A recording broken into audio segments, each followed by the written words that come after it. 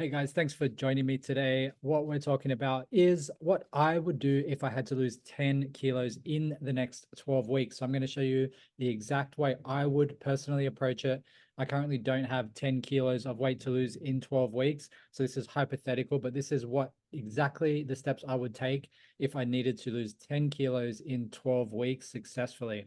So let's dive into this. So the first thing, the biggest thing comes down to mindset. You have to make sure that you're in a mindset to win and to reach your goal. So the first thing that you need to do when it comes to losing 10 kilos in 12 weeks, and the first thing I would do is I would raise my standards. So in my own mind, I would raise up my standards as to what is acceptable for me, meaning the level of health, what the scales say, how I feel when I wear my clothes, how I compare myself to my peers, um, just everything, just raise those standards up. And what that does is that raises up the pain, but change only comes when the pain level is high. So this is why we need to raise our standards up so that you effectively get pissed off with the situation that you're in because it is lower than the standard that you've set for yourself. So that creates pain. And that pain moves you to change because you want more for yourself and you want to level up. So that's what I have to do. If I want to lose 10 kilos, I have to raise my standards and I have to induce that pain so that that's going to push me out of my comfort zone and move forward. Because when I set my standards low for myself, then I'm not challenging myself because I'm not doing hard things. So I'm staying in my comfort zone. But when I set high standards for myself, then that means I'm challenging myself with hard things that are outside of my comfort zone. And when I raise my standard like this, I see personal growth because personal growth comes from doing the hard things. So this is the mindset that I need going into something like losing 10 kilos in 12 weeks. I have to understand and I have to believe that my standards need to be raised and that I need to challenge myself outside of that comfort zone in order to see that personal growth. So that's a very, very important step. If you're not prepared to take that plunge and step into that pain and move away from that comfort zone, then you're not really ready to make the change. So that is the first step. So if you don't make that decision, then all of your efforts will be less effort. You won't be putting up as much of an effort and it won't be as frequent and it will be hard because you haven't fully committed. You haven't fully created that pain around wanting to change. So it doesn't matter what level of health you're at, anybody can create that pain by raising those standards for what is acceptable for them. Okay. Next is letting go of any limiting beliefs. So these are the thoughts you have about not being able to accomplish your goal. So in my case, if I want to lose 10 kilos in the next 12 weeks, then I need to believe that it is achievable. I need to believe that I can do it. I can't have negative thoughts like this is going to be too hard. It's not enough time. Um, I don't think my body will respond, these kind of things. So we need to let go of those limiting beliefs. So that's what I will be doing to lose the 10 kilos. And I will not use time as a legitimate excuse because how I spend my 24 hours each day is my choice and it's my obligation to spend my time wisely. So I have those 24 hours and I can't use time as an excuse. So I have to have the mindset that time is not a legitimate excuse and I need to choose how I'm spending my time, plain and simple. Take ownership of that is what that means there. Using food as a coping mechanism for my frustrations, my boredom, or my emotional stress will sabotage my efforts. So I need to keep this in mind throughout this 12-week journey of losing 10 kilos because there will come times where I'll be frustrated or I'll want to eat out of boredom or I'll have emotional stress and I will instantly want to go to food and calories to change my state. But I need to remind myself that that is sabotaging my efforts. I have a bigger goal to raise my overall standard. And so that means that I need to practice that discipline and not sabotage my efforts by eating foods that are outside of my plan. Instead, I'll need to double down. I'll need to go extra hard, drink extra water, be extra effective at sticking to my diet plan and getting my workouts done. All of the things that are in the master plan, which we'll talk about in a second. And the mindset of the feeling of hunger is the feeling of fat loss. So that is the mindset. So usually people feel hunger and then their mindset is, I'm going to eat, which is fine. But when you want to lose 10 kilos in 12 weeks, like my hypothetical situation, then I need to change that mindset of when I feel hungry, I'm not going to go and grab a coffee or grab a snack. When I feel hungry, then I need to tell myself, oh, good, that's fat loss. Stay there, drink more water and stay there. So that is the mindset that I need to have if I want to lose 10 kilos. Okay, next, we need to chunk down the goal so that it is more achievable in your mindset. So we do the math to make the goal more achievable. So if our weight loss goal, like my hypothetical situation, is to lose 10 kilos in the next 12 weeks, then for some, that might feel or sound like too big of a goal to accomplish in too short of a time. So that could maybe create negative thoughts or limiting beliefs around that as a goal. So you want your goal to be achievable in your mind. You want to be able to see your goal and think about your goal and say to yourself and believe within yourself that, yeah, I can do that.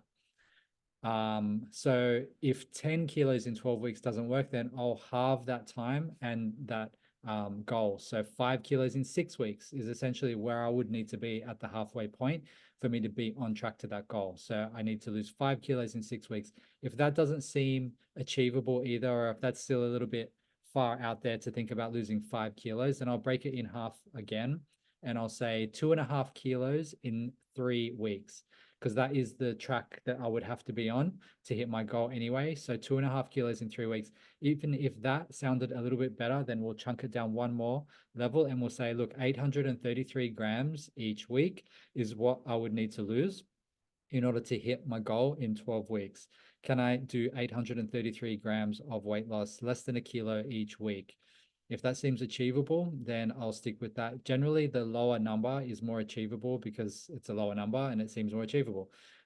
So we could even break it down to daily and we could say, look, I just have to lose 119 grams each day. If I can just lose 119 grams each day, then in 12 weeks' time, I will hit my goal. So that might be super achievable for you. So you just need to plan out the day and we'll go through the steps of what I would do in order to achieve that 119 grams a day. So the next thing that I would do is track my progress. So I would do that by getting a body composition scan on week 1, halfway at week 6, and then at the end at week 12. So this is going to give you the best information and data on your body composition. So meaning it will tell you your weight, of course. It will tell you your measurements for each limb, waist, legs, arms, everything, neck. It will tell you how much muscle weight you have. So if you're 80 kilos, how much of that 80 kilos is muscle, how much of it is bone, and how much of it is fat. It'll tell you your percentage of body fat, so you can know what that is as a percentage, because that's always a good marker to go by. And then you can track that throughout this process over the next 3 scans or over 3 scans, and you can see how the progress is working. So I would do that if I want to lose 10 kilos in 12 weeks, because I want to make sure when I get to the halfway point, I want to make sure that everything that I'm doing is working and my body is making adjustments. The other thing I would do is progress photos. I would also do this on week 1, 6, and 12, just to get a visual of how I'm tracking and what changes I'm seeing visually. You don't want to do it each week because you might not see the changes that drastically in 1 week, but over 6 weeks time blocks, you'll definitely see. So that's what I would do. And then my body measurements, I would take that weekly because particularly if I'm holding fat in a particular area, like maybe my waistline or my hips or something, then I should notice a good change each week on the measurement, and that will keep me motivated as well. And then every day I'm going to weigh in, because weekly isn't enough, because there's too much fluctuation um, in your body in terms of your weight for you to do it weekly, because you might just fall on a day or a moment where it's fluctuated either too high or too low, and that could throw your numbers out. So tracking it daily is better, so that you can actually see the fluctuations. So it will go like this, but as long as it's trending in the direction that we want it to, it's okay if it fluctuates up and down within, a small range, because it will do that. So it's just understanding that and tracking that fluctuation daily, just to make sure that overall it's trending in the right direction. So that's how I would track all of my performance and gauge what I'm doing. Next is mastering the daily steps. I would break everything down into daily actions that I need to stick to, because I have to burn 119 grams every day. So what would it take for me to burn 119 grams every day? Well, I would definitely walk 10,000 steps per day, whether that's just accumulated from being on your feet and being a busy person, or whether you have to actually go out and do a specific walk to hit 10,000. Either way, I would definitely be hitting 10,000 steps. The next thing that I'll do is weights workouts. So even if I can only get in a 15-minute workout or a 20-minute workout, I'll do it. I'll just commit to every single day going and doing some kind of weight training, just to burn up some extra calories and to just challenge my muscles and continue to push my muscles to grow. The other thing I would do is drink 3 liters of water, because I know that that is the sweet spot for me, and that will really help me to lose a lot of weight. So the actual number should be 35 mils per kilo of body weight. If 3 liters is not enough or too much for you, you can just check. And then the next thing I would do is 0 sugar, and I'm talking 0. So no bananas, no really sweet fruits, or maybe I would allow some blueberries in there. There would be a little bit of sugar in there naturally, but they're generally the better fruit, if any, if I'm going to have any kind of fruit, just to get some fiber. But I'll be getting fiber from other things like vegetables as well, because I'll be having a lot of vegetables. And so 0 sugar. So that means, no sugar in your coffee, no milk, nothing with sugar in the ingredients. So even like you might think peanut butter might not have sugar, but the peanut butter you get, it might have sugar. So you want to check the ingredients label. If it's got sugar in it, it's a no-no. Any kind of protein bars or anything like that, you need to check. If it's like a natural sugar, like a monk fruit extract or something like that, then that's okay. But actual sugar, soft drinks, any kind of, chocolates and candies that have sugar, 0, absolute 0 for the entire 12 weeks. The next thing is less calories in and more calories out. So I'm talking about a calorie deficit. And the way you want to create your calorie deficit is to know your basal metabolic rate, your BMR, not your BMI, not your BMI, your BMR. So this is your metabolism, meaning this is how many calories your body burns in 24 hours at rest. Okay, so for me, it's 2,000. So my body burns 2,000 calories. That is the rate of my metabolism. It's based on my age, my height, my weight, my body fat composition, whole bunch of different things. So I know that I'll burn 2,000 calories doing nothing. So what that means is if I eat less than 2,000 calories, then I'll be burning more calories than I'm eating. So if I stick to say 1,800 calories in my diet, then that means that I'm burning 2,000 calories, or I'm in a 200 calories, or I'm in a 200 calorie deficit for the day. So that's great to get into the deficit via my nutrition, but there's also another way to increase that deficit, and that is with exercise. So if you're accumulating your 10,000 steps and you're also doing a weights workout, you might be burning an additional, let's say, for example, 500 calories for the day. So you're already saving 200 calories on your diet, plus you're exercising for an additional 500. So that's a 700 calorie deficit that you're in per day. Well, that's what I would be in based off my numbers per day. If I did 10K walk, 10K steps a day, a weight session, say 30 to 40 minutes ish, around 40 minutes, I would say. And then sticking to an 1800 calorie diet.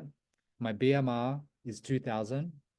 So there you have it. So that would be a huge deficit for me. And if I stuck to that, that's how I would see weight loss every single day, at least every single week. Okay. And then, so within those calories that you put yourself in, so for me, it would be 1800 calories. So what I would then do with those 1800 calories is I'll get onto the zone diet. So this diet has been around for a very long time. And this is, scientifically proven to burn the most fat, and it doesn't feel like a diet. So the way it works is you split up your carbs and your protein and your fats. These are your macronutrients. So these are the three macronutrients that equal your calories. So that's what your calories are made up of, these three things. So I have 1800 calories. So I need to divvy up my 1800 calories to 40% of it being carbs, 30% of it being protein, and 30% of it being fat. So the easiest way to do this is to get MyFitnessPal app and to enter in your info, set your macros to the zone diet, 40 carbs, 30 protein, 30 fats, put in your calories based on your BMR, and then it will tell you exactly how many grams of carbs, protein, and fat you have allocated to you for the day. And then that's where you go from there to create the meal plan that you need. So then that would be my next step, is to plan my daily menu, and I would plan it ahead of time. So I know exactly what meals I need to have for the day. So it doesn't matter if it's 3 meals, 2 meals, 5 meals, whatever it is, I need to split up my 1800 calories over those meals, and I need to spread out my macros as well. So my protein, my carbs, and my fat, I need to make sure I'm hitting all my numbers, and I'll just spread it all out across all meals. So each meal I'm getting protein, carbs, and fat basically. And I'll plan it ahead of time. I'll put it into MyFitnessPal, so I will know exactly that I'm hitting my 1800 calories, and then that's it. Just execute. Okay. After that, it's, yeah, as I said, execute. Stick to the plan for 12 weeks straight. So if you can stick to this for 12 weeks, then you would see similar results to what I would expect to see for myself if I was to follow this for 12 weeks straight and aim to lose 10 kilos. So some of you might not have 10 kilos to lose. So you wouldn't set a goal to lose 10 kilos in 12 weeks. You would set a goal to lose 5 kilos maybe in 12 weeks, because if you only have a little bit of weight to go, it can sometimes take a little bit longer, as opposed to somebody that has a lot of weight to lose. Then they can tend to lose the weight a bit quicker at first, and then it starts to slow down a little bit. And that's where you have to continue to tweak and tweak. But if it was seriously a 10 kilo weight loss needed in the next 12 weeks, these are the exact steps that I would take. And that's how I see it working very well.